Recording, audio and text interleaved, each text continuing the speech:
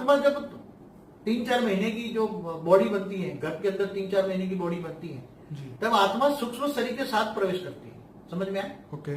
आत्मा निराकारी अवस्था में उसमें प्रवेश नहीं कर सकती। ठीक है, राइट। मगर अगले जन्मों के अंदर बहुत गंदी उसके अंदर विकृति है आत्मा के अंदर जी। उसका सूक्ष्म शरीर बहुत खराब है और उसके सूक्ष्म शरीर में डिसीज है। अगले जन्मों के कर्मों के कारण उसके सूक्ष्म शरीर में डिसीज है। तो जब आत्मा गर्भ में प्रवेश करती है तब उसके सूक्ष्म शरीर के अंदर जो रोग है वो रोग के साथ वो शरीर में प्रवेश करती है। इसलिए उसके अंदर वो गर्भ में ही बॉडी के अंदर वो नेगेटिविटी आती है, रोग आते हैं और वो रोग की इफेक्ट कई बार मां को भी लागू पड़ सकती है।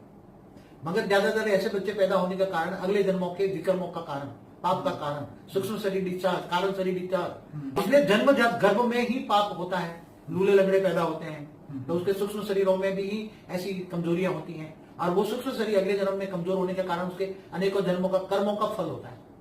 थियरी ऑफ कर्म सबको मानना पड़ेगा, आजकल लोग मानते नहीं है, मगर अनेक जन्मों के कारण, थियरी ऑफ कर्म के कारण ऐसे बच्चे पैदा हो रहे हैं आजकल। तो उसकी जो माँ है जब से भी वो गर्भ धारण करती है जी, तब से वो आत्मस्वरूप में स्थित हो जाए।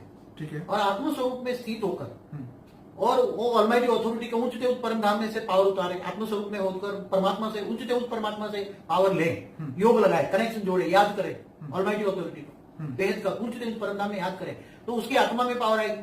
उसकी आत्मा में पावर आएगी तो उसका कारण शरीर में पावर आएगी, कारण शरीर में आएगी तो सूक्ष्म शरीर में पावर आएगी, सूक्ष्म शरीर में पावर आएगी, स्थूल शरीर में आएगी।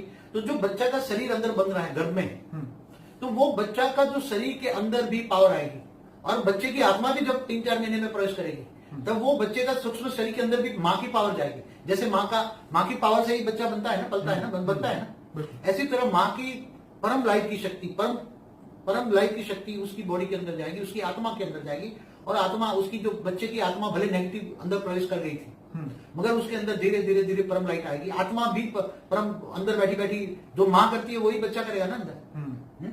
तो जैसे उसने वो घर में ही सीखा था ना, क्या बोलते हैं उसको, जो अभिमन्यु को, जी, तो वो बच्चा भी अंदर बैठा बैठा योग करेगा, वो भी आत्मस्वरूप में स्थित हो जाएगा, उसको आत्मा में ही ज्ञान मिलेगा और वो उसका सूक्ष्म शरीर, कारण शरीर सब चार्ज हो जाएगा। विकल्प तो विनाश हो गया ना, आत्मा में पावर आई ना, तो कर्मों का हिसाब किताब तो पावर के साथ विकल्प विनाश हो गया ना। कारण शरीर में कर्मों के कारण शरीर लौट था ना, मगर उसमें परम प्रकाश आया ना।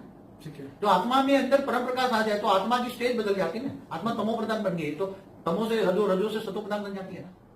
तो आत्म ज्ञान होता है, आत्मस्वरूप की अनुभूति होती है तो वो आत्मा बहुत पावरफुल हेल्दी जन्मती है, माँ भी अच्छी बन जाती है, बच्चा भी अच्छा बन जाता है, नेचुरल वे में सब कुछ अच्छा बन जाता है। माँ अगर आत्मस्वरूप में स्थित होकर आत्मा शरीर को चलाती है ना तो तुम कौन, स्वयं को जाना आत्मस्वरूप, तो आत्मस्वरूप बनकर वो उच्च परमात्मा को याद करती है।